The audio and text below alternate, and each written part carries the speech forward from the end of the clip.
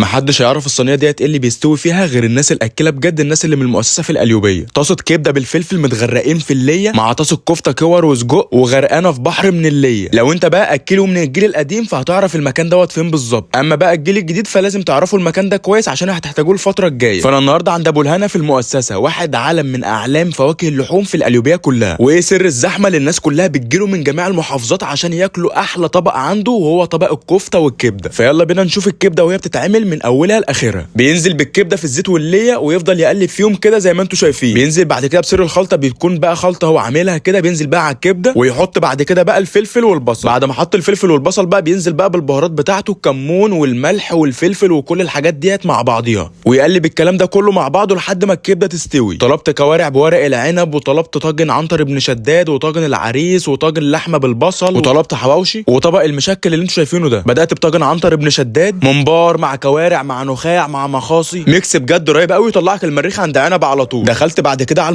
الممبار كده كان الرز بتاعه مفلفل قوي وكان طعمه جامد جدا. دخلت بعد كده على طاجن كوارع بورق العنب، الصلصه بتاعت الكوارع كانت مظبوطه قوي، وورق العنب كان حلو بس الرز بتاعه كان مستوي جدا. انا كنت طالب كمان فته بالموزه، اللحمه بتاعت الموزه كانت دايبه قوي، كميه الصلصه اللي على الفته كانت كويسه، اما الفته بقى مع الرز مع العيش المتحمص كده كانوا موديني في حته تانية خالص. ندخل بقى على الطاجن اللي كان خاطف قلبي اصلا من الاول، هو طاجن اللحمه بالبصل. نحط حته لحمه في لقمه العيش مع البصل بتاعت البهاريز كده. انا عايز اقول لكم ان طعم اللحمه دايب قوي قوي قوي وطعمها جامد جدا.